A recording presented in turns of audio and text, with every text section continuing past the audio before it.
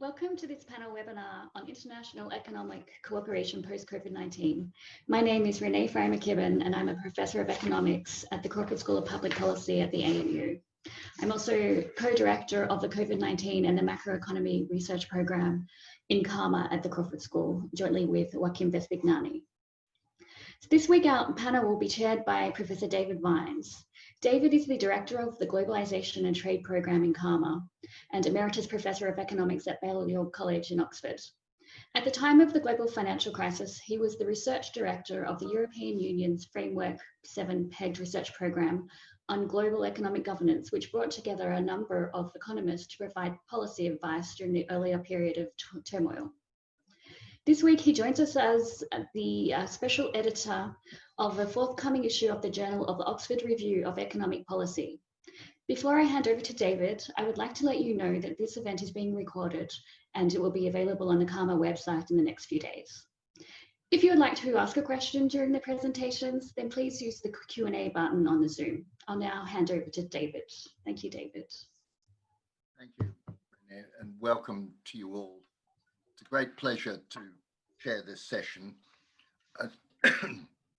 which, as Renee said, is something which has arisen from the forthcoming issue of the Oxford Review of Economic Policy about COVID economics in general. And 4 of the papers in that issue are about this topic of international cooperation. And we thought it'd be useful to bring these people together to talk about this general topic. And it's so important at a time when so many people are saying that there isn't the cooperation internationally at present that we observed after the global financial crisis, and that we all fondly imagine and look back on as cooperation which happened immediately after the Second World War. Let me briefly introduce all of the speakers in the order in which they'll speak. The first is Cameron Hepburn, another Australian here in Oxford, who's Professor of Environmental Economics here in Oxford and Director of the Oxford Smith School of Enterprise and Environment. And he's going to talk about climate economics and in particular the possibility of a green post-COVID recovery. Secondly is Beata Javorcik, who's Professor of Economics at All Souls here in Oxford and currently also Chief Economist at the European Bank for Reconstruction and Development. And she's been working on trade and finance and is going to talk about cooperation in relation to that and a cooperation in relation to trade more generally and WTO issues. Thirdly is Warwick McKibben, familiar to so many of you watching this from Australia and from the other side of the world, from the rest of us here in Oxford. He's Professor of Public Policy at the ANU and Director of the Centre for Applied Macroeconomic Analysis, known as CARMA, in the Crawford School of Public Policy at the Australian National University. And I nearly said here at the Australian National University because I visit Warwick and Renee there so often. Warwick and I have written a paper about enhanced fiscal support and the kind of cooperation which would be necessary to bring this about for those countries that haven't been able to do the kind of large assistance fiscally that many countries have been doing. What cooperation fiscally would involve is going to be his topic. And finally, Chris Adam, another of my colleagues here in Oxford, who's Professor of Development Economics here and also a visiting scholar at the IMF, working on the macroeconomics of developing countries in general and in particular sub-Saharan Africa. He's going to talk about the immense problems which countries in that region are facing at the present and the kind of issues of aid and the international cooperation which would be required to bring about the necessary aid for these countries. There we are. Let's begin with Cameron. Let me say one last thing. Cameron has to leave us early So we will break for questions immediately after he speaks. And then after that, everyone else will speak. First, over to you, Cameron. Thanks, David, and thanks, Renee, for the invitation, and thanks to the ANU and to Takama for hosting this event. I just want to make 5 quick remarks, really, and then get into discussion. And I'll give you a little quick summary now. So firstly, as David said, the need for global cooperation has never been greater. Secondly, we're not living in an age of golden levels of cooperation. Thirdly, I want to reflect on why cooperation is difficult right now. Fourthly, take some lessons from COVID for climate. And then fifthly, talk about the prospects of a green recovery in the next 9 minutes or so, or less. So the need for global cooperation has never been greater, because in order to get this virus under control, obviously it is a global public good, the provision of healthcare and the elimination of a virus, the development of a vaccine, getting it to billions of people, which has never been done before, is going to require unprecedented levels of cooperation, as with climate change. So that's the starting point. And yet, so point 2, as I say, we're not exactly living in a golden age of cooperation. We've just seen the WHO budget cut. We've got vaccine nationalism happening.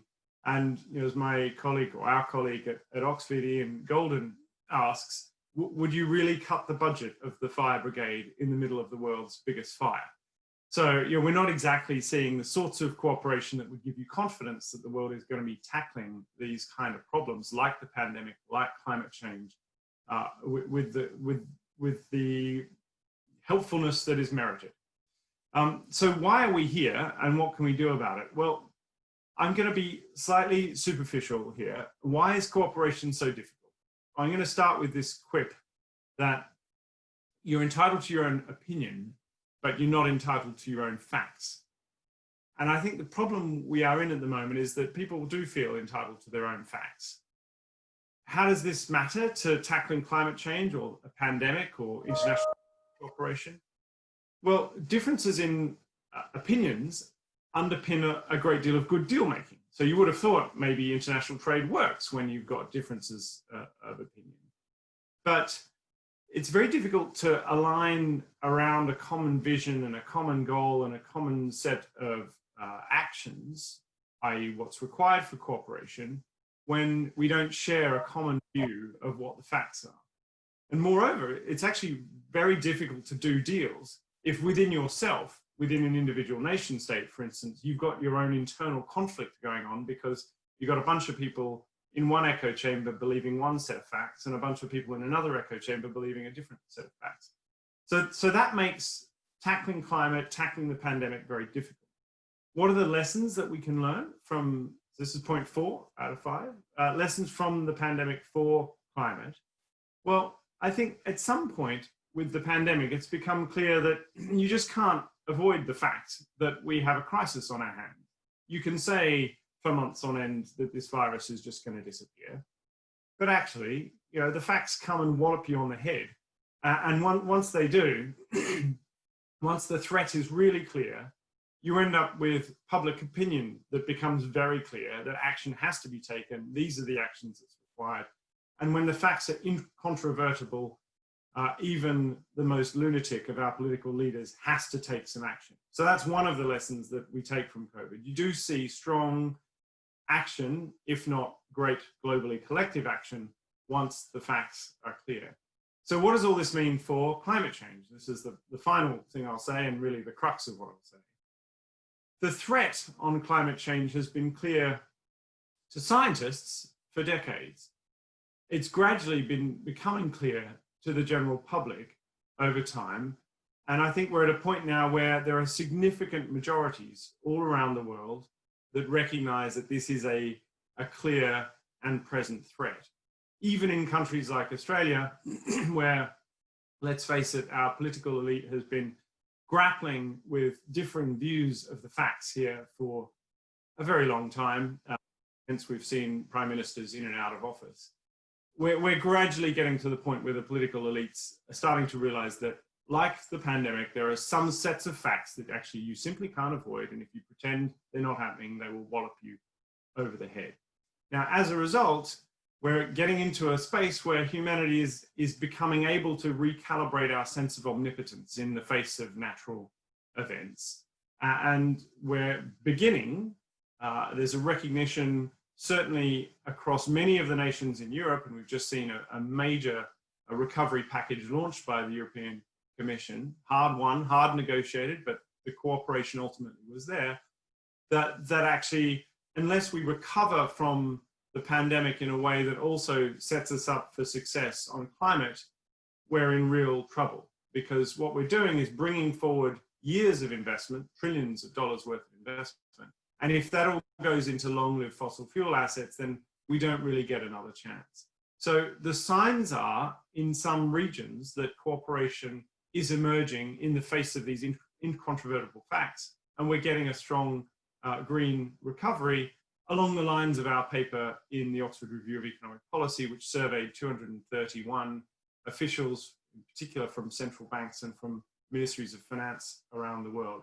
Now, the jury remains out, I think, on Australia's response to the pandemic. Will it build back better? Will it recover in a way that develops Australia's phenomenal renewable assets, tackles the growing markets for clean hydrogen around the world, et cetera, just does a whole lot of these double wins or triple wins, or whether we just return to the old ways of doing things, build more fossil, and end up with more economic and environmental damage down the line.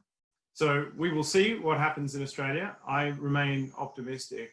And the final note I'd like to end on is that the other cause for optimism here is that actually cooperation between and among private sector leading organizations is stronger than ever before. We're seeing large firms, whether they're industrials or tech or even, dare I say, the accounting firms, coming together to say, look, enough is enough. The facts are now incontrovertible. This is a massive challenge, and we're going to do what we can, whether it's changing our auditing guidance or making sure that we're a carbon neutral business. So these signs are positive. And while there's a lot to play for in the next 6 months, I think the signs are that global cooperation, while it is probably at a local minimum right now, well, I guess if it is at a local minimum, it's only got one way to go, and that's up. Thanks. Thank you very much, Cameron, and thank you for being so admirably quick in what you've said and keeping to time. Can I begin by asking you to be a little more specific and give us one or two more examples of the kind of green recovery that you think would be helpful, and with it, the kind of international cooperation that might assist such a push towards a green recovery from COVID?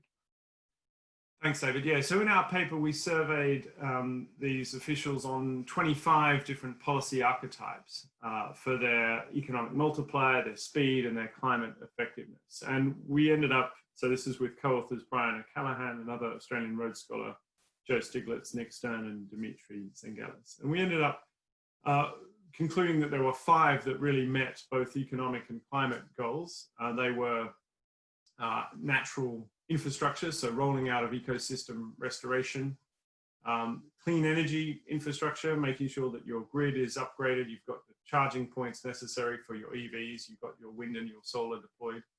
Efficiency measures are taken, so your buildings are not leaky, you're not wasting energy and heat. That you're training people for the jobs of the future, not the insecure jobs of the past in the fossil industry.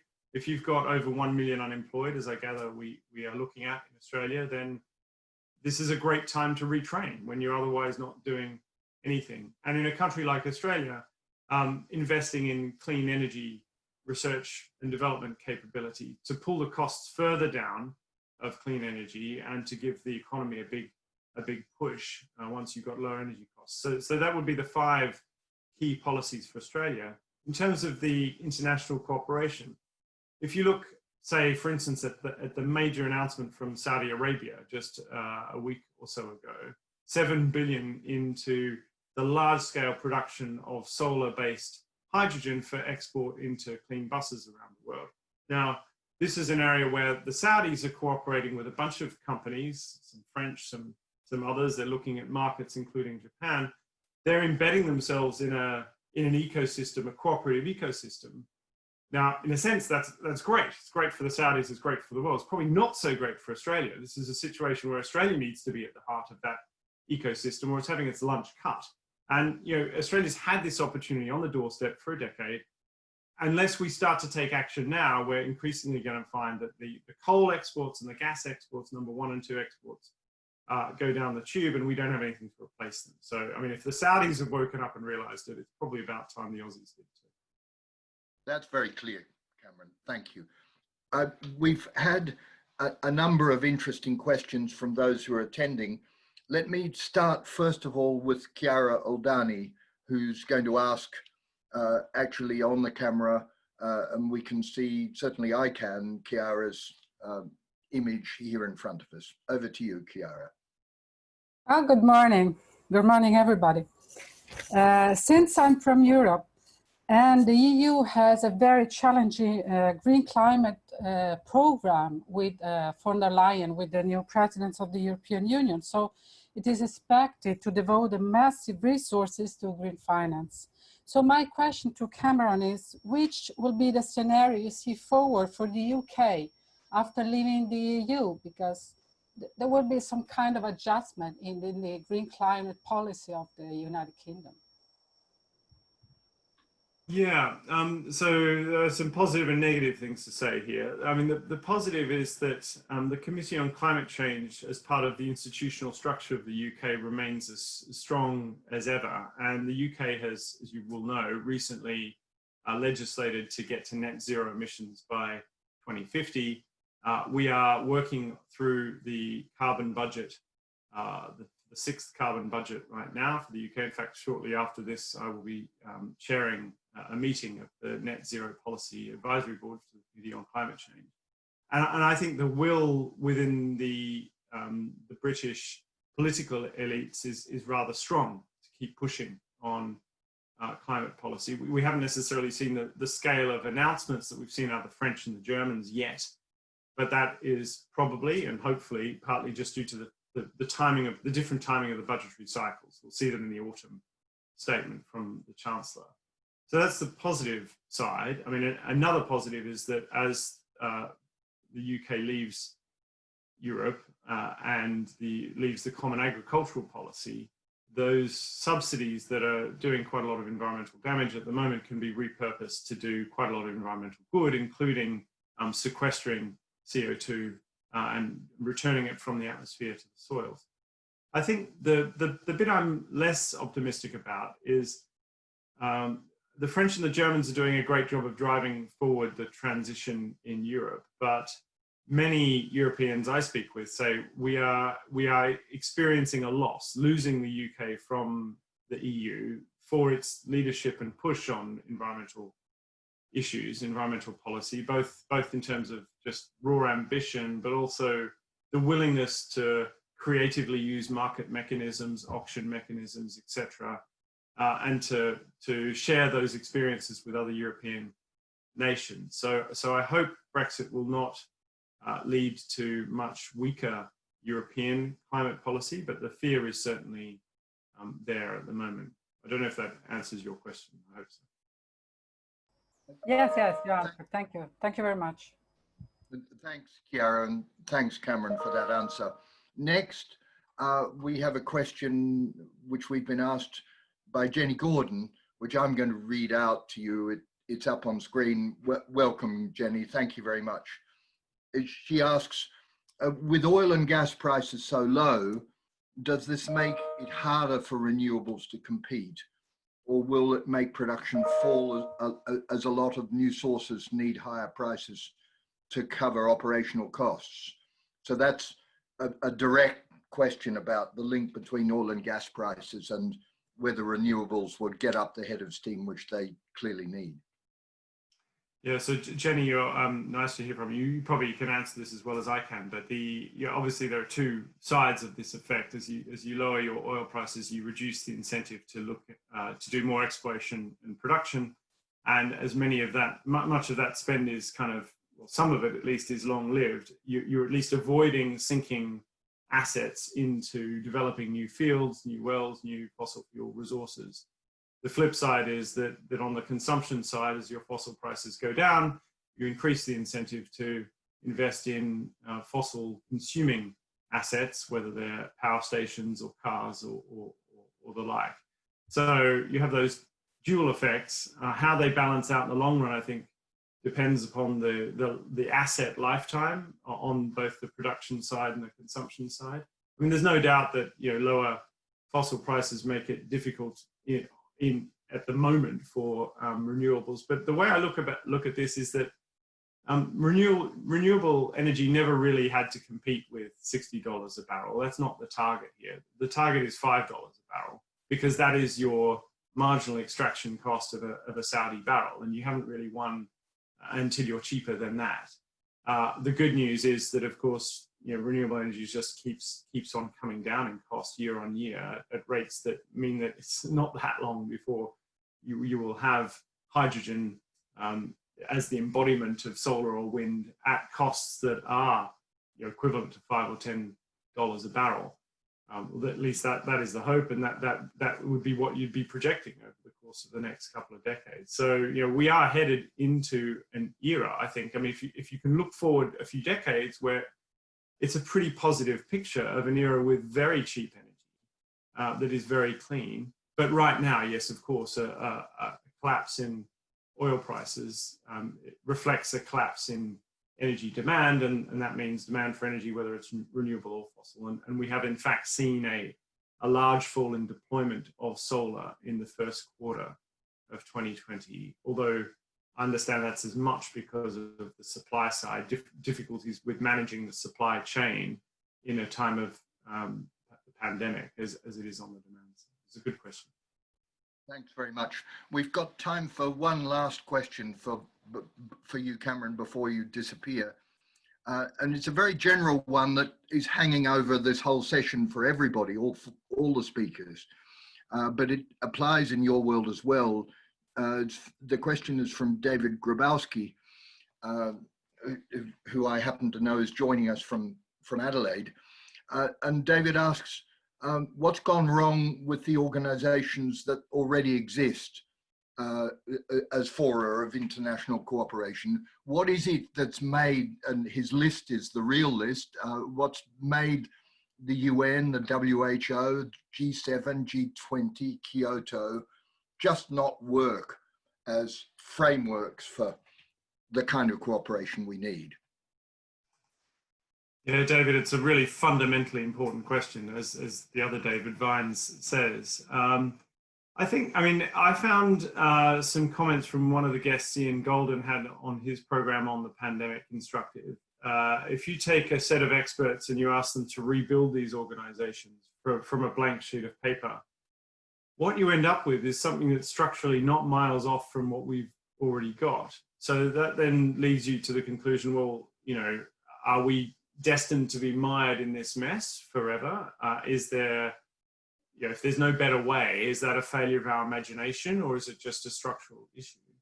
And for me, at least, I go back to the points I made about why cooperation is difficult right now. And I think, the balkanization of information through digital technologies, and the fact that we don't share common understandings of facts, let alone common opinions, makes it very difficult for national governments to cooperate with one another. And these fora, whether they're UN agencies or the WHO, are really, in a sense, the symptom of that. They're not underlying. I'm not saying there aren't reforms that can and should be done, of course, but I'm not an expert on international organizations. But I think fundamentally the problems we're seeing within international organizations are symptoms of a much deeper cause, which is to do with how our polities are now constructed in a digital age. Well, thank you very much. There is already more than one question waiting in the wing, which I'm afraid we just haven't got time for. Thank you very much, Cameron. Wish you well with your other meetings this morning. And thank you for those who've asked questions. Thanks, David. And if possible, I'll tune in to hear the rest in due course. So thanks very much. Terrific. Well, and that's a good reminder to everyone, people who haven't been watching, or if you have to leave, this will be recorded and you can join in some way, at least listen later on. Excellent. Okay, over to you, Beata. Thanks, Cameron. Hi, Cameron. Well, good morning. Thank you very much for the invitation. It's a pleasure to be joining this discussion. Let me make 3 points pertaining to international trade and international trade cooperation. First, I think there is a real possibility of globalization being rolled back. The US-China conflict is far from over. And if you look at trade statistics, China is not on track with imports from the US according to the commitments it has made. Also, the US-EU conflict is still brewing. In September, we will hear the decision of the WTO panel regarding Boeing. This may lead to this conflict reigniting. But there is also a wider picture.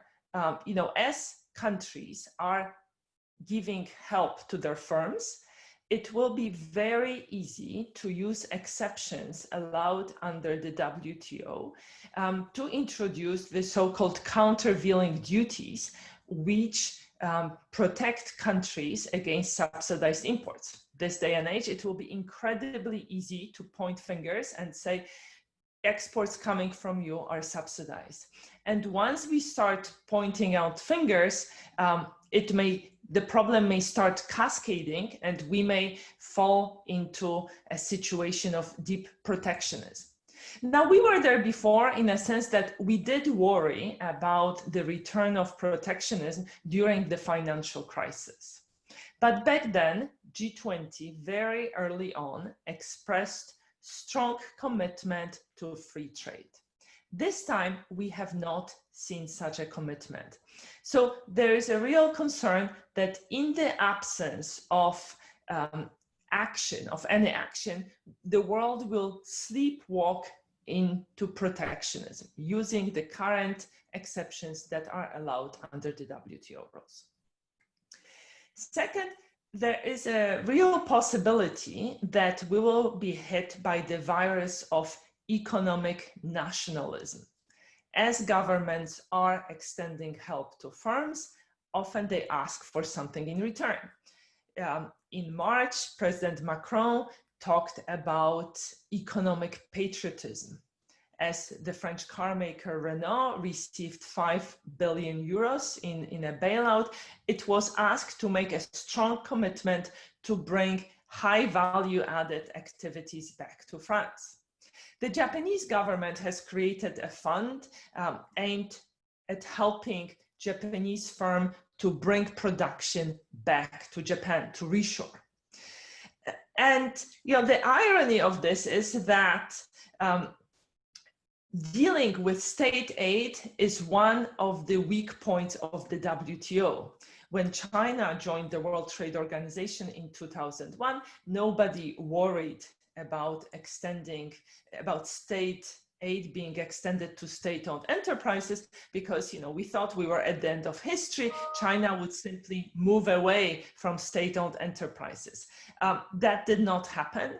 And now we actually may see more help being extended by governments to firms as we go forward. So it will become a wider issue, not just a concern vis-a-vis China. My third point pertains to trade finance, and it's related to my forthcoming paper in the Oxford Review of Economic Policy. It's a paper co-authored with Banu Demir from Bilkent University.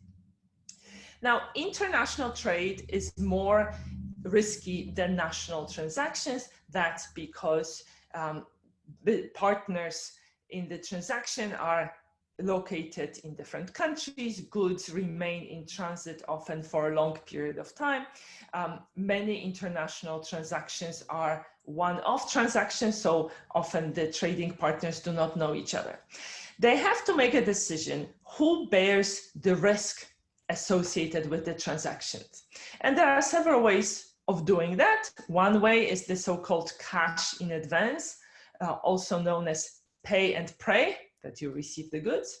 In that case, it's the importer who bears the risk of the transaction. The alternative is that the exporter sends the goods and gives the importer a grace period of 30 or 60 or 90 days for the payment to be made. In that case, it's the exporter who bears the risk. And there is the third possibility that both parties shift the risk onto a bank in exchange for a fee using an instrument, so-called letter of credit. In times of heightened uncertainty, demand for such insurance taking place through letters of credit goes up. We can clearly see in the data that exports backed by letters of credit have been more resilient during the current time of uncertainty than other exports. The EBRD, my institution, is active in trade finance space, and we have seen heightened demand for lending in this respect. Now, it is an issue because now the supply of trade finance is lower than it was 10 or 15 years ago. And that's because many banks from industrialized countries have cut their relationships with banks in emerging markets. And to a large extent, this is due to onerous requirements that have been put on those banks by regulations related to sanctions, to money laundering, and to or anti-money laundering and fighting terrorism. So according to the International Finance Corporation at the WTO, about 20% or 200,000 of those relationships have disappeared. Going forward, that means that it will be more difficult for emerging markets to use international trade during the recovery phase, during the rebound once the pandemic is over. Well, thank you. And David, over to you. Well, thank you very much. I'm sure many people have questions raised coming from your talk, but we've decided deliberately to have Warwick and Chris Adam follow you and then go to questions generally at the end. So immediately over to you, Warwick, to talk about international macroeconomic cooperation. Thanks very much, David, and thank you to the other panelists for joining the KAMA webinar series, and also to everybody out there around the world watching. I'll be focusing on the macro issues associated with the coordination in response to the pandemic. This will be based on a paper that David's already mentioned that he and I have put into the upcoming issue of the Oxford Review of Economic Policy. As you can tell, this is also available online as a KAMA working paper. So if you go to the KAMA website, you can see a pre-published version. The key points I want to make is that the world desperately needs a coordinated macroeconomic policy response to reduce the massive losses in output. The work that I've done with Roshan Fernando, who's watching this presentation, shows that under various scenarios from this point on, the world economy will be losing between 10 and 15% of GDP, with massive losses in some parts of the world. So the economic damage is extraordinary, but the human loss of life is also a serious concern, obviously. Now, the problem is this is occurring in a period where we have complete lack of global leadership and we have a complete lack of coordinated fiscal policy. We just don't see what we saw during the global financial crisis. And we argue, and I will argue now, that there's a very important role both for the International Monetary Fund as well as for the G20 in stabilizing the global recession. There's still a long way to go, but we have to really have good policies in place to stabilize the collapse of output.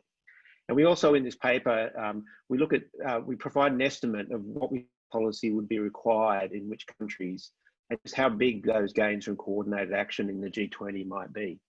The main macro levers then that the world has to respond to this crisis is monetary policy. Within this space, it's obvious that interest rates are effectively zero everywhere in the world. The goal of central banks is not to sort of stimulate with interest rate reductions, but it's to maintain liquidity. And this is to prevent a financial crisis due to a loss of confidence. This is absolutely critical in some of these economies where we're having experienced that capital flight, there are serious pressures in the financial systems. As you'll see shortly, a lot of the responses of central banks have been to give loan guarantees rather than to be cutting interest rates. But the main macro lever, I think, that where the focus should be in the macro coordination is on fiscal policy. This is where the key issues are. And the key issues are several countries, and I'll show shortly, have done substantially significant fiscal stimulus. But there's a large part of the world that hasn't been able to stimulate, hasn't been able to do the sort of fiscal stimulus that's required to stop the destruction of so many jobs. And this inability is due to financial constraints imposed by international markets. The problem of original sin, that countries, if they try to do a fiscal stimulus, there'll be capital flight. Financial markets will penalise the countries. And there's also countries such as Italy in the Eurozone that there are institutional constraints to prevent the stimulus. As we've heard earlier, we have had an agreement in Europe, and it looks like these constraints might be finally changing within the Eurozone or the European Monetary Union. Now, give you an idea, this chart shows you, this is from the IMF several months ago, it shows you a range of countries and just how big the stimulus has been. And what you can see is if the scale on the left is related to the countries on the left, and you can see that some countries such as Australia and the US have done between 10 and 15% of GDP stimulus in spending and revenue measures. A lot of countries have been unable to do the spending for whatever reason. And so there's a lot of loan guarantees and equity guarantees in those countries. But the key things that stand out here is on the left, there's a very great number of countries that really should be doing stimulus of the order of the countries that have done stimulus. And these are being prevented for various reasons from doing the stimulus. So the gains to coordination then, as we focus on in this work, is how can we get these countries to be able to undertake fiscal expansions, and what will be the size of the impact on the global economy. So the gains we focus on then, and I've only got a few minutes, so I won't go deeply into this, but by enabling countries who face financial constraints through the global financial system, by enabling them to expand by providing funding, either through the IMF or more generally through G20 mechanisms, then you can get a much larger fiscal stimulus in those economies. And that leads not only to a much better employment and outcome in those economies, but it spills over through global trade to stimulate the entire global economy. And it creates more of a balanced fiscal expansion at the global level, very similar to what we saw during the global financial crisis. The second aspect we look at is what this sort of coordination, the return to cooperation at the global level, the return to leadership. And we focus on how this might change global risk premia and where there could be additional gains to coordination coming from that mechanism. So in summary, what we argue is needed is a cumulative fiscal stimulus. In the report, we focus on tax cuts rather than spending increases, but it's really a fiscal stimulus in emerging countries and constrained economies of around 12% of GDP over 3 years. And this is a very large fiscal stimulus, but it's on the order of magnitude that we're seeing in the countries that can afford it. And this implies a very large amount of global debt of $3 trillion over 5 years. What do the results look like? Well, I won't go through in detail, but this we divide the world into 4 groups of countries. A1 countries are countries like Australia and the US and Germany that aren't constrained. A2 countries are advanced economies like Italy and other countries in the Eurozone who are constrained. E1 countries are emerging countries that aren't constrained, such as China. And E2 countries are countries that are constrained in the developing countries. So if you look at the GDP effects, you can see that the A2 and the E2 countries, if you enable that amount of fiscal stimulus we're talking about, that it can actually lead to an increase in GDP of between 2 and 3%. So these are economies whose GDP are collapsing by 10 to 15 to 20%. So this is a significant reduction in the loss of GDP, an even bigger accompaniment to reducing the unemployment rate, which is emerging very sharply in these economies. But what's interesting is that even though it's the A2 and the E2 countries that are doing the stimulus, the spillover to the advanced economies who are enabling this through economic policy coordination is actually quite substantial. So everyone gains at the global level by this degree of policy cooperation. But as mentioned, the amount of government debt that we're talking about is over $3 trillion in the world economy. We argue that that is sustainable given world interest rates are significantly negative in real terms. So just to sum up, we are in the middle of a serious global recession. We urgently need policy responses. There's an enormous amount of uncertainty at the moment, and things could get a lot worse before they get better. We need the sort of leadership at the global level that we saw during the global financial crisis in 2009. And the pandemic is getting worse in many parts of the world. So even if you believe there's a vaccine, the vaccine won't come in time to prevent the enormous economic losses that we're seeing across the globe. But good policy responses, coordination of macroeconomic policies can substantially reduce those losses, but we're running out of time. And I'll stop there, David. Thanks very much, Warwick. Of course, I'll thank you for an interesting paper since I'm one of the authors of it. And I have to say we had a really interesting time producing this paper over the last few weeks. Now we hand on to Chris Adam, and there's a very important connection between the work which Warwick and I have done, which Warwick has just explained, and its particular application in discussing the difficulties which the constrained countries in the poorest of the developing countries in the world are facing. And that's what Chris is going to talk to us about now. Over to you, Chris. Okay, thank you, David, and thank you for the invitation to talk this morning. Although we didn't coordinate on this, David's absolutely right that the paper that I worked on for this OctRep issue follows directly from the McKibben-Vines paper. In a sense, it's a slightly deeper dive into the case of certain elements of the E2 countries that Warwick referred to, those emerging market or developing country economies that don't have the instruments of stimulus that the advanced economies might have. So what I want to do is just talk briefly about some of the challenges that low-income countries might face in managing the direct and indirect effects of the COVID-19 crisis, and conclude with some observations about the specific nature of the coordination requirement. And here I'm focusing primarily on the role of net overseas development assistance to low-income countries. So I'll talk about what we do in our paper in a moment or two, but just by way of background, what makes the challenges facing low-income countries particularly acute are both the kind of history and the legacy and the constraints on instruments, and the nature of the small open economy. The fact that for low-income countries, in particular those low-income countries of sub-Saharan Africa, we're looking at a very particular kind of economic shock, one that combines both a domestic supply side shock with a very large spillover demand side shock from what's happening elsewhere in the global economy. And one point that I would want to emphasize is that Warwick correctly focused on output losses. And the real challenge for many low-income countries is that, yes, there are important output losses, but it's the absorption hit, the consumption hit that is particularly severe in the short to medium term. And I'll talk a little bit about that in a moment.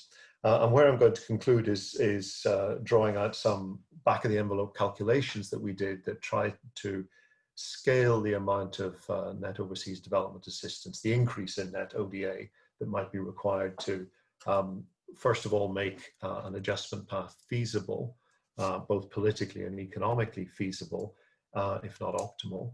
And then ask the counterfactual question, what amount of cooperation or assistance would be required if the objective, the global policy objective, was a stabilization of consumption in low-income countries.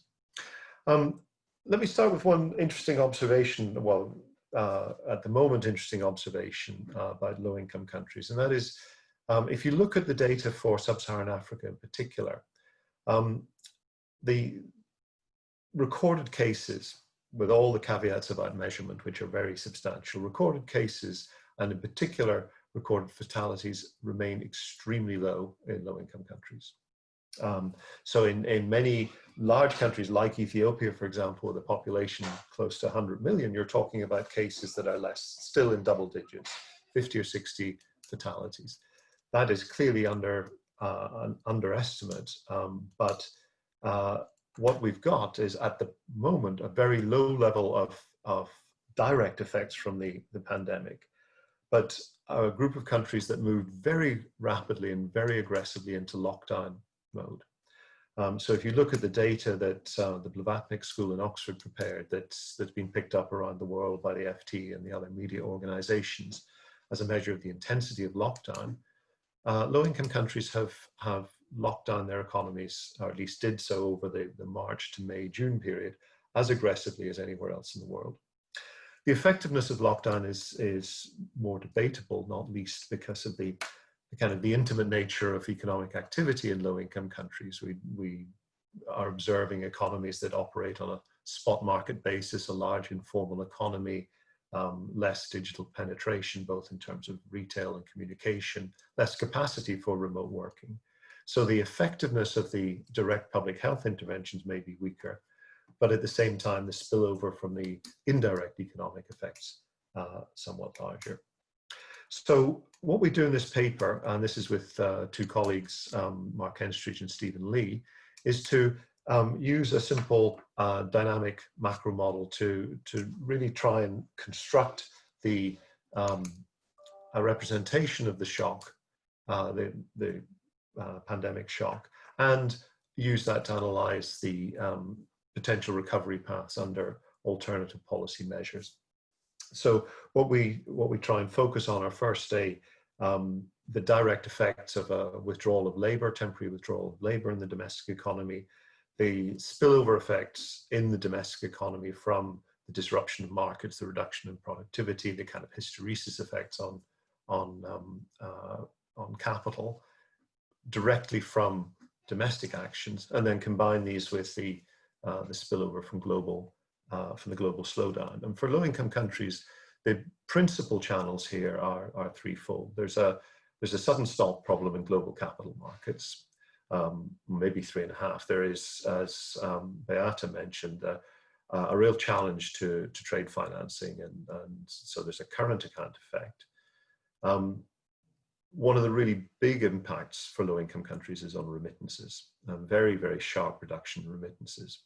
So what we're observing is an extremely tight compression of import capacity in an environment where it's essentially extremely difficult to export your way out of this crisis. So there's a direct squeeze on on the import capacity. And what we do then is to calibrate that shock, and we get orders of magnitude that are very similar to what Warwick was talking about, both in terms of output and absorption, and then look at alternative feasible adjustment trajectories. And feasible here, we're not looking for optimal policy responses. We're looking at the kind of fiscal adjustments that countries historically have been able to demonstrate, and use that as a way of setting or defining a set of adjustment paths out of this single crisis. I'll come back to that in a moment, but out of this single crisis, and then look at the welfare gains associated with support from external coordination. So support essentially in terms of budget or balance of payment support through concessional financing. That's grants and low interest loans from multilateral development banks, from the IMF, from bilateral donors. And the numbers are significant, but interestingly not unprecedented. So, and this is my final point, that our simple calculations would suggest that if you took the low-income countries of sub-Saharan Africa as a whole, what you're looking at is something in the region of 40 to 50 billion US dollars per annum over the next 2 years to allow countries to essentially manage or put in place a feasible fiscal adjustment program. And by feasible, I mean one that does not require a kind of a brutal cannibalization of public investment programs, severe reduction in both public health, education, other productive public expenditure, and does not require tax adjustments that are quite simply infeasible. So it's 40 to 50 billion US dollars of additional ODA flows. That would be an increase of somewhere in the region of 25 to 30% over current levels. Whether that's likely or not it goes to the heart of this discussion today, but it's worth noting that people referred back to the level of cooperation around the global financial crisis. In the context that I'm looking at here, the relevant reference point is the commitment to debt relief in the early 2000s, where increases of this order of magnitude in net ODA financing, admittedly through debt relief as opposed to new cash injections, was something of the same order of magnitude. So we have a reasonably recent example of coordinated activity by the G20, or led by the G7 at the time, the G8 at the time, but of the order of magnitude that, if achieved now, would help low-income countries navigate out of the current crisis. And without it, I think these statements that you hear from many sources, that there's a risk that we undo the 25 years of progress on human development in low-income countries, are not hyperbole at all. Let me finish at that point, David. Thank you.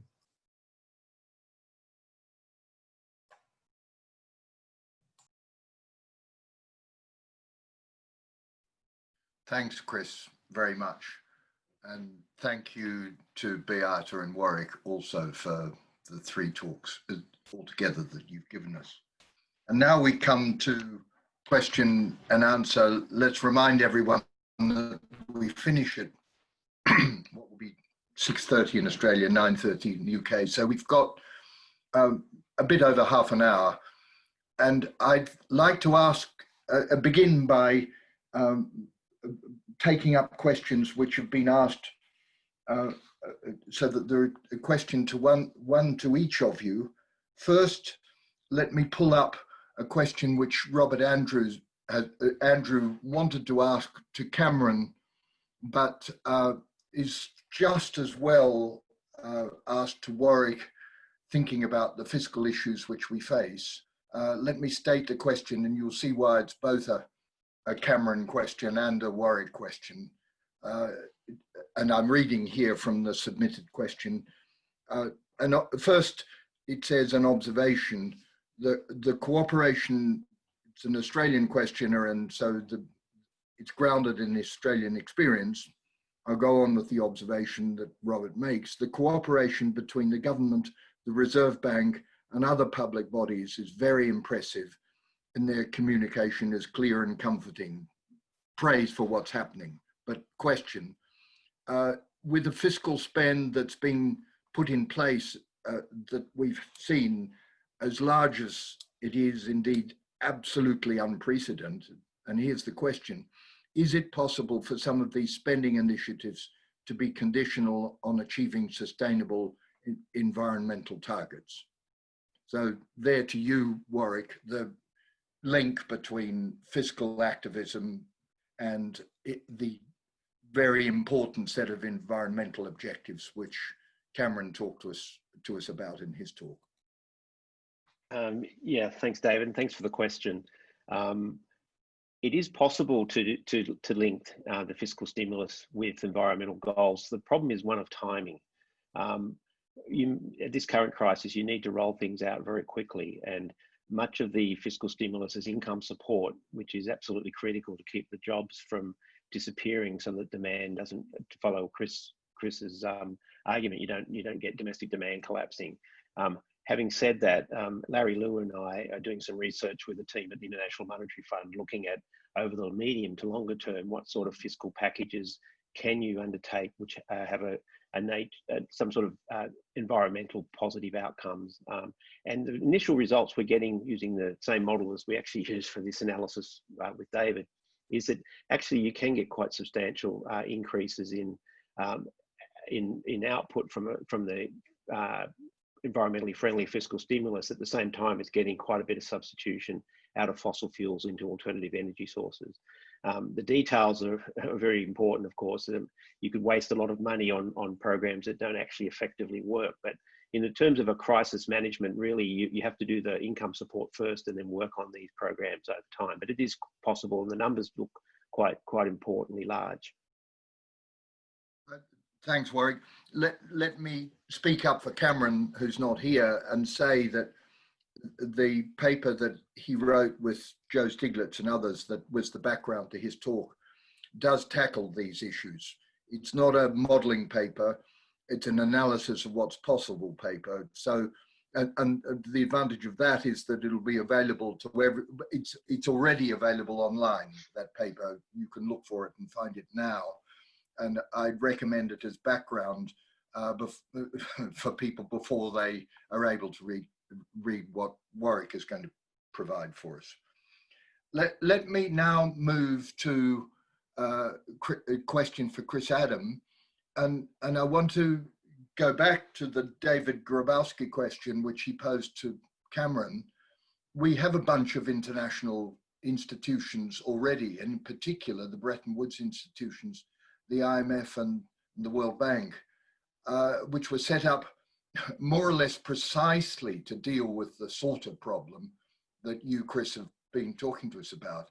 What is it that's gone wrong that's preventing and has so far prevented the fund and the bank from stepping in to do exactly what you described, which is so blatantly, obviously needed?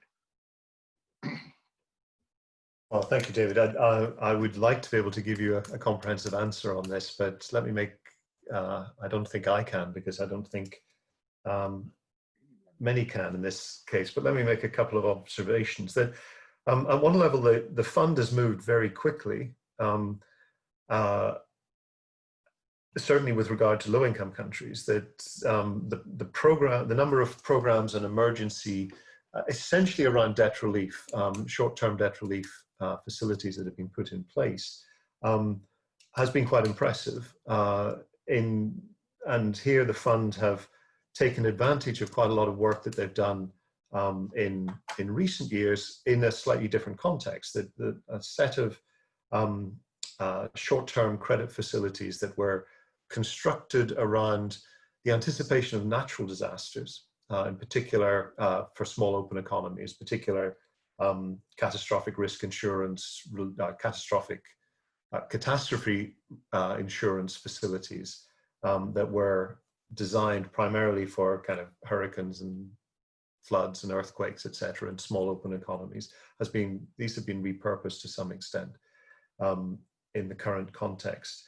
And they've moved pretty quickly. I've been surprised, pleasantly surprised by the speed with which the fund have moved from responding to a request to actually dispersing cash. But the scale is still pretty modest.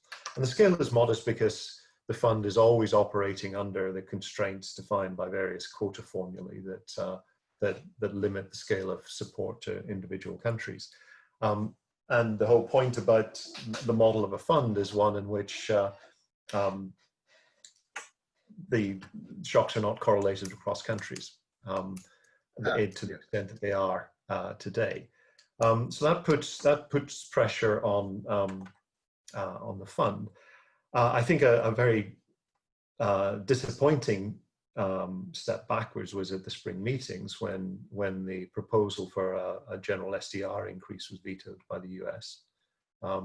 This would have been an opportunity that certainly I know the British government had already put in place plans whereby a general SDR increase approved by the board of the fund or by the membership of the fund, that SDR increase could be on lent to developing countries as an enhancement to ODA, standard ODA facilities.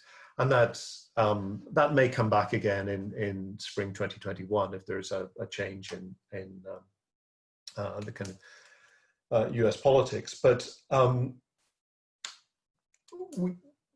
we're seeing in I can't remember whether it was, I think Beata raised the sort of the term about economic nationalism, and we can see this very acutely in our own country, that the appetite for fast and aggressive deployment of the UK aid budget towards providing this kind of relatively unconditional balance of payments or budget support to allow low-income countries to help manage the fiscal adjustment. That appetite just isn't there. The opportunity to show leadership in terms of the G7, the G20, more globally from historically progressive donors like the UK, Canada, Australia, and indeed the European Union just hasn't materialized. And I think it is this combination of the correlation of shocks that the narrative in this country is, now is not the time to be expanding our aid budget when what we need is resources to be allocated domestically, and a lack of real leadership at the international level. We're missing the, again, I've been rather parochial about this, but we're missing the kind of leadership that you saw from Barack Obama and Gordon Brown in 2009, or indeed in an earlier age around debt relief from 2 or 3 key leaders in major creditor nations. So it's partly the institutions that still technically have the capacity to mobilize these resources. It's the political willingness and the leadership to see this as important. I think this is if you look at the prospect for low-income countries, I think this is extremely serious in the global sense. I think the fragility of the recovery over the last 25 years amongst the low-income countries has been impressive, but it's been fragile, and the rollback risks are very substantial. And with rollback risks in low-income countries, that creates all sorts of spillovers that others have to think about in the global economy, whether that's conflict and fragility, or whether it's migration. These are issues that are of global relevance. Thank you very much. And let me pursue that question of rollback risks by turning to Beata and taking up the threat of protectionism and related to a nationalism threat, which you, Beata, talked about. And I want to ask this question obliquely by referring to something that Martin Wolf said. I can't now remember whether it was in one of Martin's webinars, I think so, or possibly something written in the Financial Times a week ago, in which he said that there's a surprise still out there. And that surprise is that on the one hand, the World Trade Organization has been systematically dismembered by the US, in particular, the refusal to appoint new officials to the disputes resolution panels, so that the effectiveness of the institution has been very, very severely hampered, as well as the inability to move forward with the negotiation of any new round. But on the other hand, says Martin, it's surprising that by and large, we haven't already seen mayhem break out, that many, many countries are still determined to try and preserve the freedom of international trade, which the WHO and combined with good practice have brought about over the last 25 years and more. And Martin's piece really raised this question: are we on the edge of an avalanche where things just disintegrate, or can we hope to somehow hold the system together? And I ally this question with my knowledge of the work that's going on in the Asia Pacific region about RCEP and the aspiration for that regional cooperation and economic policy to become a framework which certainly in the Asia Pacific region holds things together.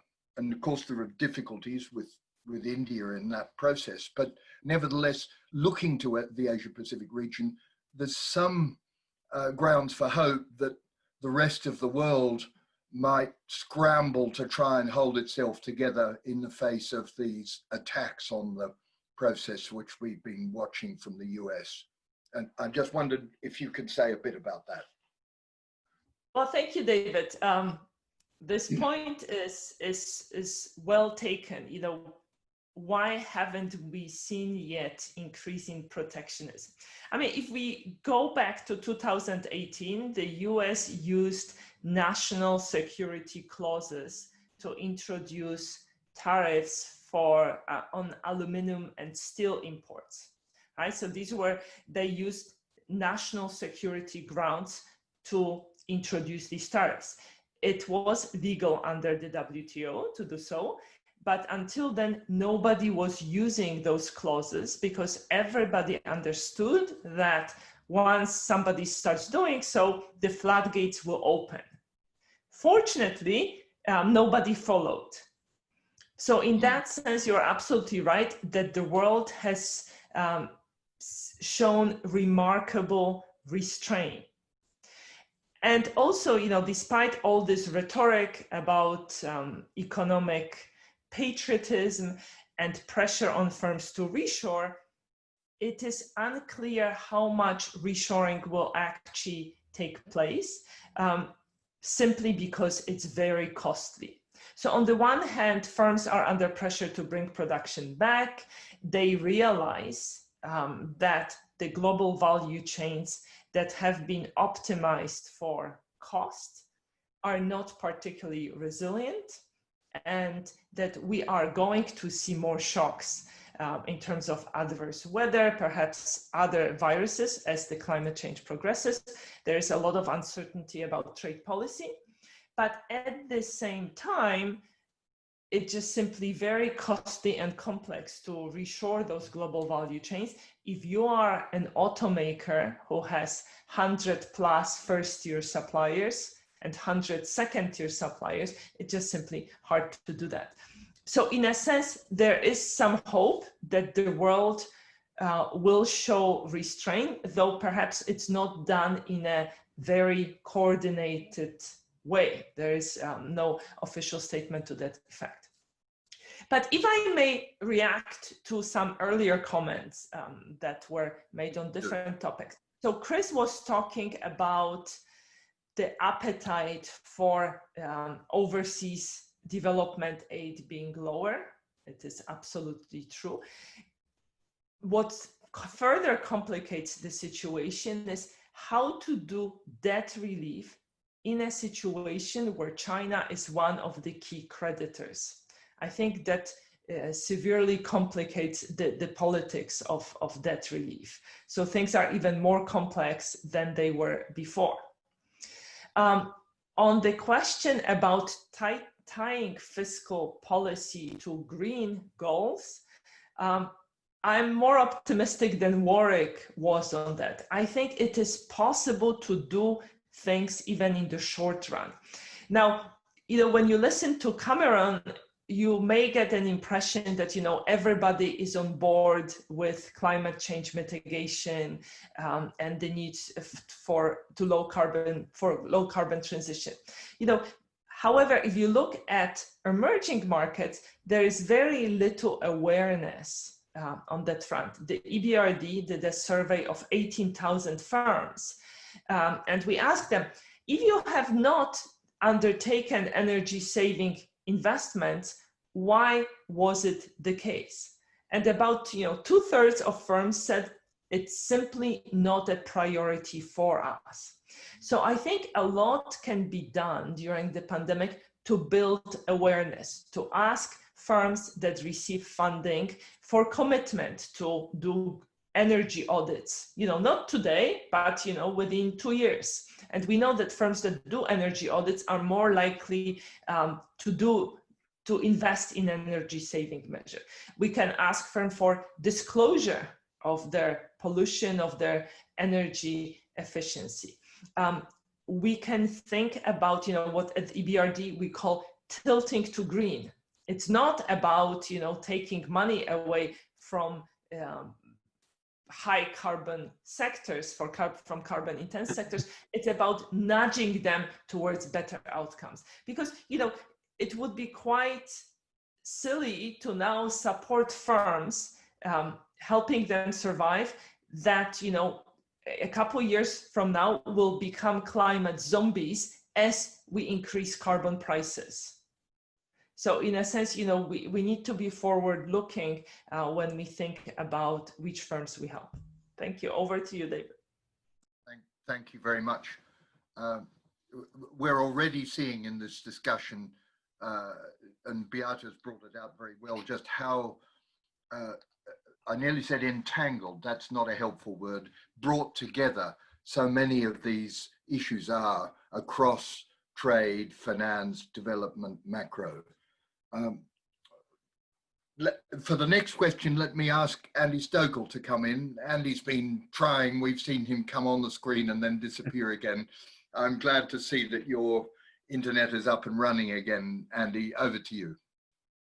Yeah, yes, sorry, I'm, as a rural dweller, I'm on a satellite and it sometimes seems to drop out, so apologies for that.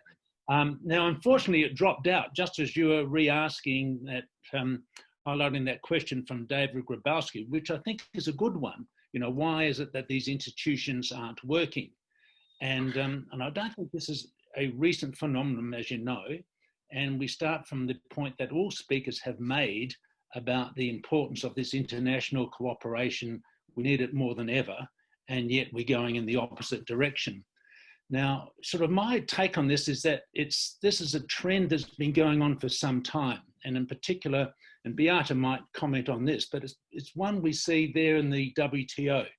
And to me, it was very apparent about the demise of the world trading system when the 1999 Battle of Seattle, when they failed to launch what became the Doha round of trade negotiations. So it took a lot to get that sort of going. Now, when you think about these international institutions, let's remember that it's the organization, the World Trade Organization, the World Health Organization, and so on. These are the organizations which run and manage the formal rules of the game. Douglas North, it's the institution, the formal and the informal rules of the game. So why do they fail? Well, and I think we can do far more on this. We need to do heaps more research. They can fail for separate reasons. One is, of course, the organisation fails, right? It's poorly led, it gets captured by some narrow interest group, it's starved for funds, it doesn't do good work. And I don't know enough about the World Health Organization, but maybe that applies there. Another reason, though, is that the rules that they're trying to administer are totally incoherent and inconsistent. And that certainly applies to the World Trade Organization. It's fundamentally run along mercantilist lines. Can I ask you, Beata, to take up that question about the WTO and just ask, along with everything else, are we seeing a particular difficulty in the WTO because its fundamental structure, rules, process, right back to San Francisco in 1946, weren't put in place in quite the right way? Big question. Big question. So a few points on that. So first of all, during the last 2 decades, we've seen huge increases in inequality in countries. They have been primarily due to technological progress, but also to some extent to globalization.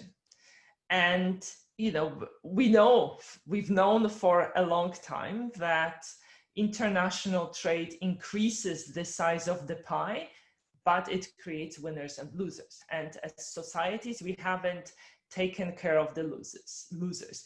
And that means that, this growing inequality, which, as I said, primarily is due to technological progress, has created a lot of discontent. And globalization is an easy scapegoat. So there is little support among the public for international trade. Second, in the Doha round, the agenda has been cut so much that corporations have very little interest in pushing policymakers to actually negotiate seriously. So somehow, you know, corporate sector has not been brought on board, and there is relatively little pressure from them on government. So that also explains why things were not moving in the Doha round. And then, you know, you may ask the question, well, did the US choose to fight the war with China outside of the organization because the organization is not working, or are there other reasons? And there's an excellent paper in economic policy by Aditya Mattu and Robert Steiger. And basically, this paper argues the following. When China joined the WTO and joined on quite tough terms, but that was in 2001, almost 20 years ago, China has grown in importance. So now it actually would make sense to us to negotiate with China and get it to lower its tariffs, right? Because it joined as a, these conditions were tough, but it was still allowed to keep much higher tariffs than rich countries. The problem is that rich countries back then had already low tariffs. They still have low tariffs now. So they have little to offer to China in exchange for China lowering tariffs, right? So how do you bring China to the negotiating table? And this paper views US actions, this threat of high tariffs, as a way of bringing China to the negotiating table. The problem with that strategy is that it may work in the short run, but in the process, it is destroying the WTO. And, you know, in the future, as China becomes bigger, China may engage in this type of behavior vis-a-vis the US and other countries. So in other words, while this policy may make sense from the short run perspective of the US, it's actually not optimal in the longer run. Thanks very much, Beata. And I don't know that paper, and I'm going to go away and look at it after. Thank you for putting us onto this. It seems obvious that I should ask Chris to come in on the back of this question that Andy Stokel has asked about the capacity of the institutions to do what they're meant to do. And if you could say to Chris something about the fund and the bank in relation to this question of Andy's, which goes back to David Grabowski's overall question asked right back at the beginning. I might try and sort of bat this off to my left to Warwick, who may know a bit more about the bank on this. I've really just worked with colleagues in the fund and thought about the kind of support through fund mechanisms. I'm not sure how agile the bank has been in terms of its response. One area in terms of sort of global institutions and cooperation that I would want to just pick up on and stress is the point that Beata made about the kind of new environment where coordinated action on debt is significantly harder than it was in the past for low-income countries in particular. So low-income countries, historically, the Paris Club was the kind of the single and dominant institution of negotiating debt relief and coordinated support mechanisms. As the Paris Club has withered for two reasons, partly because China is not a Paris Club member and China takes an increasing share of the debt and finance more generally to low-income countries, but also the emergence of commercial lending, sovereign lending sovereign borrowing from low-income countries. The coordination problem has increased very substantially. The capacity of the Paris Club to coordinate private creditors and non-Paris Club creditors is relatively weak. And so that incoherence in debt debt restructuring is an increasing challenge given the changing composition of debt. I think one of the interesting parts of this coordination problem is not so much the role of the fund, and as I say, I think the fund, given the constraints on its overall budget, has operated pretty well in terms of its engagement with low-income countries. It's the change over the last 8 to 10 years in terms of bilateral donors, bilateral donors of significant scale, have moved quite decisively away from exactly the kind of forms of support that are required at the moment. That what low-income countries need is essentially unconditional equivalent of cash transfers, balance of payment support that allow national governments to protect consumption and to protect the key elements of public expenditure and public investment that will determine the shape of recovery and help deal with the inevitable second wave shock that's going to come. One of the striking things about the work that we've done and others have done, I suspect, including the Vines-McKibben work, is that we have treated the shock of the pandemic as a single shock, and actually it's a much more complex, likely to be a much more complex, repeated set of shocks to global output and demand. But in those circumstances, what is required, certainly for low-income countries, is the kind of financial support that was widely available in I suppose, the first 10 or 15 years after the collapse of the Berlin Wall. It was large-scale balance of payment support that was provided against a broad commitment by governments to implement decent and sensible macroeconomic policies. And that pendulum has swung very decisively away from, or the pendulum swung away from that kind of model to one where concerns about legitimacy and domestic interest and whatever the global Britain agenda might actually mean in this context has constrained both the volume and limited the effectiveness of a lot of international support from bilateral donors. Possibly the exception would be the European Union as a coordinated body, but one of the problems with the EU support is that it's not rapid. Thanks. I'm watching time ticking away. We've got room for one last question, and I'd like to move back to Warwick if I could, and take a question that Chiara Oldani has given us.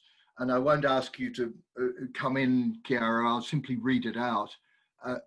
It takes us back to the big macro questions, not well, I'll phrase this again, just say the big macro questions that Warwick and I were thinking about. Here's exactly what Chiara asked. Do you think that the economic policy of Italy, France, Spain, Germany of favouring loans and investments rather than expenditure in the recently approved 750 billion European package will be effective to stimulate growth?